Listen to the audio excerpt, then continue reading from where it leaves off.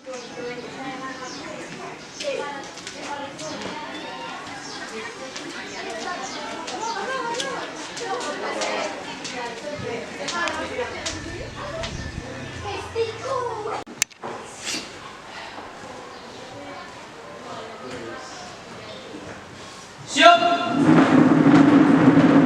Hormat. Selamat pagi, Pak. Apa kabar hari ini? Baik. Puji Tuhan ya. Menuntun kita dari rumah sehingga kita bertiba di sekolah ini. Sebelum kita mulai pembelajaran kita, saya minta salah satu siswa untuk memimpin kita dari doa.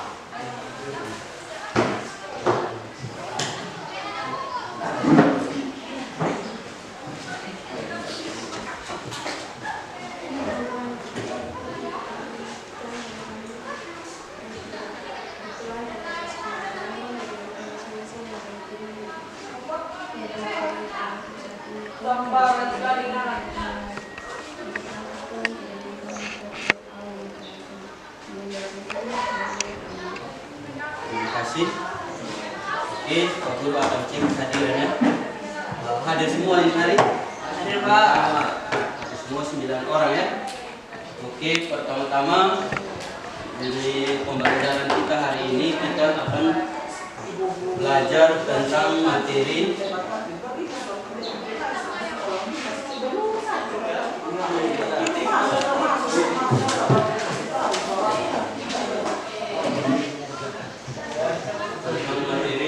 pembelajaran coding dan kecerdasan artifisial dengan materi berpikir komputasional ya. Pernah dengar apa itu coding? Ada yang tahu? Oke, apa itu coding dan kecerdasan artifisial? Coba salah satu siswa baca. Coding adalah proses memberikan instruksi kepada komputer menggunakan bahasa program. Jadi coding adalah proses menulis serangkaian perintah atau instruksi yang digunakan untuk memberitahu komputer apa yang dilakukan orang yang menulis coding tersebut atau programmer dan pengembang developer. Jadi intinya coding adalah cara manusia berbicara dengan komputer ya. Nah, misalnya kita ada tugas, sering dengar yang sudah pakai Cici, sudah. ChatGPT, sudah. Nah, di situ kalau kita cari tugas, di situ sudah apa yang kita tanya sudah tersedia semua ya. Nah, tetapi ketika kita memakai aplikasi itu kita harus punya batas-batas ya. Kita harus tahu batas-batasnya, mencari hal-hal yang positif ya. Jangan cari hal-hal yang negatif. Jadi tergantung, jangan semua tugas juga kita cari melalui ini Cici ya, tanya Cici terus. Tapi kita harus perlu belajar apa yang kita tidak tahu, baru kita tanya si Cici atau si ChatGPT. Oke. Kita masuk saja pada materi inti, yaitu berpikir komputasional ya. Tujuan pembelajaran kita pada pagi hari ini yaitu tentang materi berpikir komputasional. Itu tujuan pembelajaran adalah untuk membekali peserta didik dengan kemampuan berpikir logis, sistematis, dan kreatif dalam memecahkan masalah baik dalam kegiatan dengan teknologi maupun kehidupan sehari-hari. Jadi di sini tujuan pembelajarannya itu diharapkan siswa ketika menghadapi persoalan atau masalah, siswa tersebut atau orang tersebut dapat menyelesaikan masalah itu dengan sederhana ya. Baik itu masalah kehidupan sehari-hari maupun masalah dengan kita di sekolah, apakah itu tugas, misalnya kalau ada tugas di sekolah harus dikerjakan. Kalau tidak dikerjakan berarti tidak dapat Oke, kita lanjut. Apa itu berpikir proporsional atau pengertian proporsional? Nah, di sini coba salah satu siswa baca. Oke. Berpikir komputasional itu definisi merupakan kegiatan yang dilakukan dengan tujuan memecahkan suatu masalah atau problem solving. Jadi berpikir komputasional merupakan metode pemecahan masalah dengan menerapkan teknologi informatika atau yang disebut juga dengan materi komputer. Misalnya berpikir komputasional juga dapat diartikan sebagai konsep tentang cara menemukan masalah yang ada di sekitar kita dengan mengamati lalu mengembangkan solusi pemecahan tersebut. Adakah di sekitar lingkungannya, baik di rumah atau di lingkungan masyarakat yang tidak ada masalah?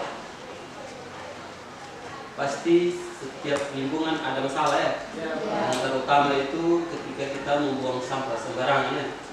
Nah, ketika kita membuang sampah sembarangan, apa masalah yang timbul? Dan timbul pencemaran lingkungan ya, misalnya banjir, timbul wabah penyakit juga ya. Nah, dari masalah tersebut, kalau kita mau menyelesaikan masalah tersebut, bagaimana caranya? Buang sampah pada tempatnya, terus kita harus terus edukasi terus pada warga untuk buang sampah pada tempatnya. Tetapi kita harus terlebih dahulu buat tempat sampah, baru kita bisa buang di sana ya. Kalau tidak ada tempat sampah sama saja ya. Nah, itu adalah salah satu penyelesaian masalah ketika misalnya dalam masalah yang rumit kita lebih menyelesaikannya dengan secara sederhana. Oke, kita lanjut. Nah, abstraksi.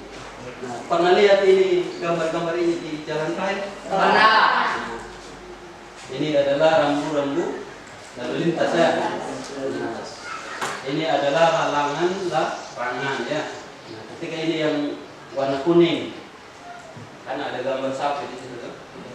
Sapi tidak boleh masuk di area jalan atau di jalan raya. Misalkan ada undang-undang yang tertera bahwa ketika ada orang tabrak hewan di jalan, tidak disalahkan yang tabrak itu hewan, tetapi yang punya hewan yang disalahkan. Karena yang pengguna jalan, yang pengguna kendaraan, dia bayar pajak ya. Nah, terus ada ini yang lingkaran merah. Misalnya ada sering ke kota kan, ada rambu-rambu lalu lintas itu ada tempat putaran ya. Nah, kalau di situ kalau disilang kan tidak boleh putar di situ tuh. Nah, kebanyakan kita yang tidak tahu rambu-rambu lalu lintas kita putar saja. Tiba-tiba ada polisi di depan, kita kena tilang. Itu kita menemukan sebuah masalah ya. Nah, terus kita lanjut. Oke, ini kedua, dekomposisi. Nah, dekomposisi ini teknik dekomposisi merupakan teknik pemecahan masalah dengan cara memecahkan masalah menjadi subbagian yang lebih kecil. Nah, di sini ada cara buat sarapan pagi. Di situ ada menunya roti bakar dengan teh. Dan teh ya. Nah, di situ misalkan ini di roti bakar ini kan pertama siapkan roti bakar ya. Terus di sini ada anak panah, di bawah potong rotinya. Terus kita masukkan ke oven ya. Masukkan ke oven, kita bakar. Habis itu setelah dia matang, kita keluar dari oven, baru kita kasih dingin atau kita kasih flame, misalnya habis itu kita siap hidangkan, selesai kan. Nah, tetapi kalau ini kan dia punya cara kecil ya, yang sederhana. Tapi kalau kita ikut dari awal cara buatnya itu, buat roti bakar lama sekali itu berprosesnya baru selesai.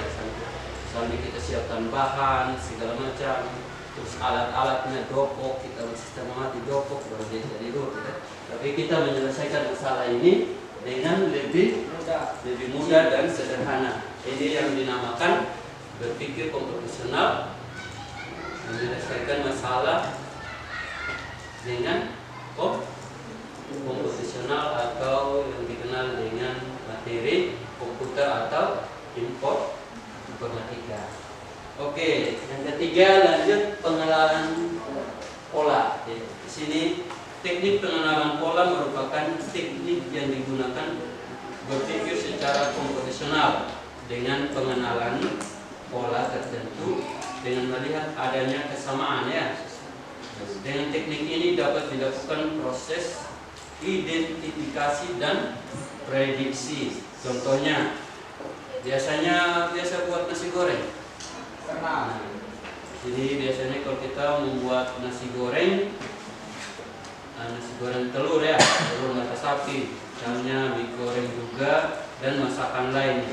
Nah, sering kita lakukan tiap hari, maka kebiasaan itu dari hal yang rumit menjadi hal yang biasa ya. Terus apalagi kalau setiap hari kita bikin yang awalnya asin, lama-kelamaan akan jadi enak ya. Karena kita pertama buat kan pasti akan ada yang kurang bumbunya. Nah, kita coba terus akan dari lidahnya kita apa yang kurangnya kita terus perbaiki. Itu kita cara menyelesaikan masalah tersebut sampai dengan selesai. Ya. Oke, kita lanjut. Nah, di sini ada algoritma. Algoritma adalah tahapan yang dilakukan untuk menyelesaikan permasalahan yang ada secara jelas dengan langkah-langkah yang ada dengan menggunakan bahasa mudah dipahami dan masuk akal. Misalnya contoh algoritma untuk menghitung luas persegi. Misalnya yang pertama kan kita mulai, terus kita masukkan nilai panjang lebar, terus hitung luas dengan rumus luas dengan panjang kali lebar, terus cetak nilai luasnya sampai selesai. Nah, ini adalah algoritma kita cara mengajarkan. Misalnya algoritma kita berangkat sekolah. Sebelum berangkat sekolah pagi-pagi kita harus lakukan apa? Kerja. Ya, kerja, persiapan ke sekolah. Berarti kita harus mandi dulu kan? Ya, habis mandi, berarti kita makan. Habis kita makan baru kita siap. Habis siap kita pamit di orang tua, terus kita berangkat. Apakah itu kita jalan kaki, kita pakai motor, itu kita sampai di sekolah. Itu adalah algoritma sehari-hari kebiasaan kita. Misalnya tugas kita di rumah apa sih? Kalau yang perempuan pasti masak, kalau yang laki-laki kalau ada hewan pasti dia urus hewan atau kita urus. Pasti itu adalah setiap hari yang kita kerjakan. Oke, selanjutnya, nah kesimpulannya. Oke, nah, kesimpulan yang pertama, berpikir komputasional adalah cara. Coba bacalah lanjut.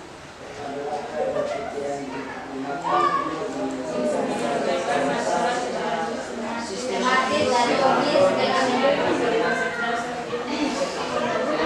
tanpa harus terlalu melibatkan Kedua, dengan berpikir sistematis dan melakukan belajar dengan teknologi, tetapi juga belajar berpikir kreatif, efisien dan terstruktur mengadaptasi berbagai persoalan di kehidupan sehari-hari. ini adalah kesimpulan yang kita belajar hari ini tentang materi berpikir komputasional ya. Oke, sekarang Pak Guru akan bagi soal ya. Adik-adik nanti adik-adik dong kerja, terus kalau sudah selesai kerja dikumpulkannya. Oke. Tulis namanya, kelas,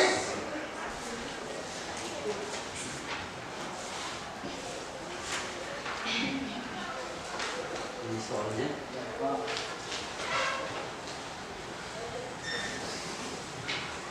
Oke.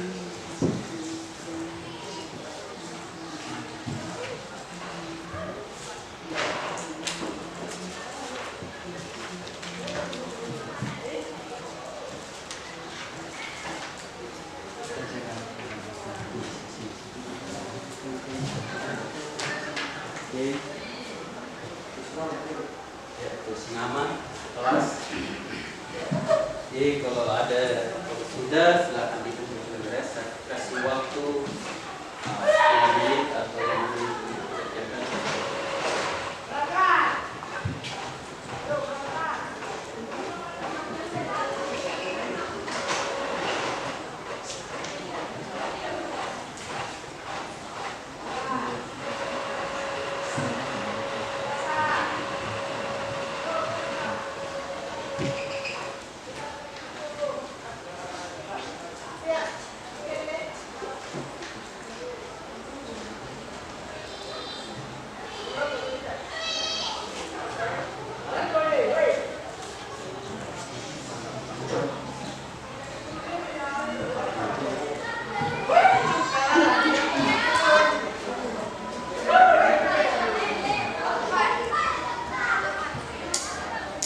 Ada yang sudah? Sudah. Jadi periksa juga dulu jawabannya. Kalau sudah silakan dikumpul di depan.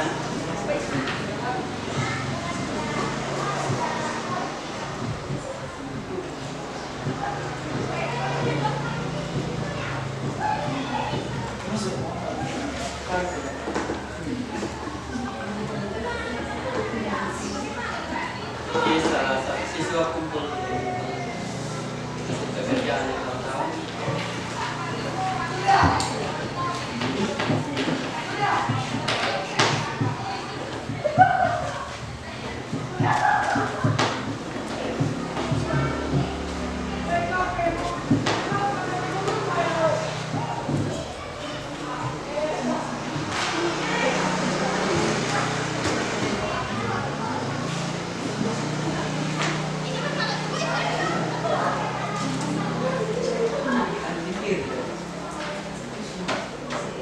Oke, sudah semua? Sudah ya? Oke, selanjutnya kita masuk di materi refleksi ya. Salah satu siswa bisa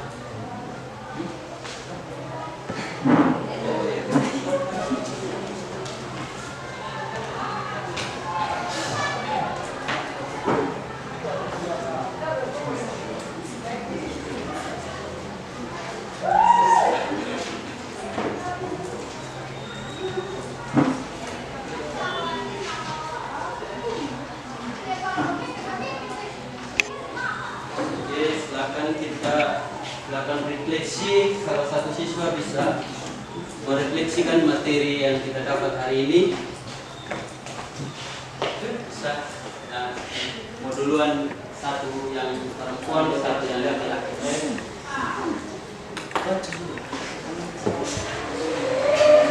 Pengalaman belajar yang saya peroleh dengan mempelajari materi berpikir komputasional adalah menambah waktu saya. Bagaimana cara menyelesaikan masalah yang rumit dengan cara yang sederhana. Oke, terima kasih. Terus ada lagi? Masih ada, Pak.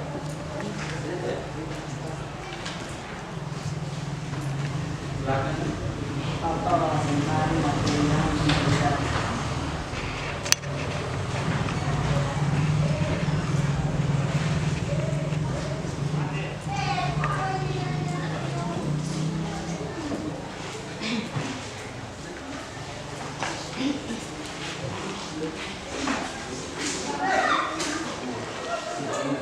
Sebelum mempelajari materi berpikir komputasional adalah sebatas proses berpikir yang melibatkan perumusan masalah atau solusinya tanpa ada tahapan tertentu.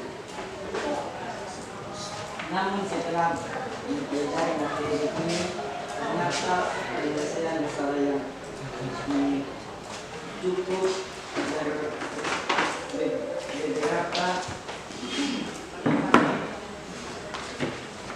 karakteristik dan terhadap media seperti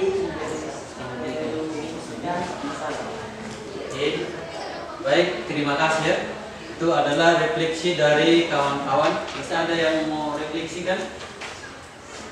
Oke, kalau tidak ada, jadi apa yang kita pelajari hari ini semoga adik-adik orang dapat terapkan di rumah ya.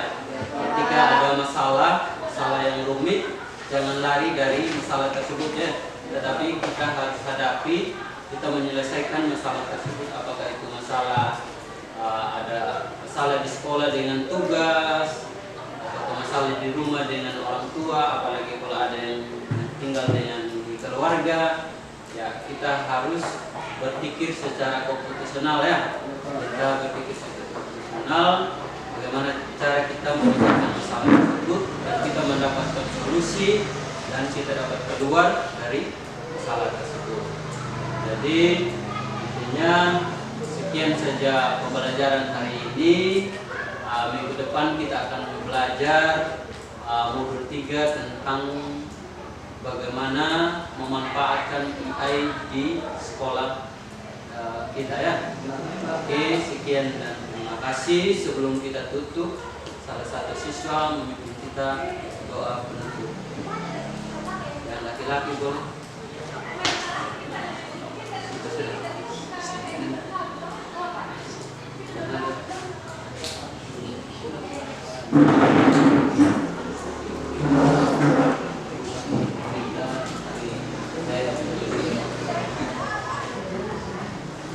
Teman-teman dan Bapak Guru,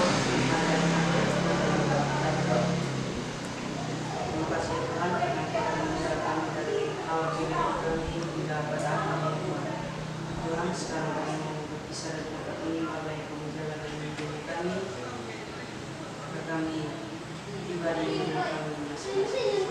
Tuhan, ini doa dari Tuhan Yesus kami berdoa. Amin. Terima kasih.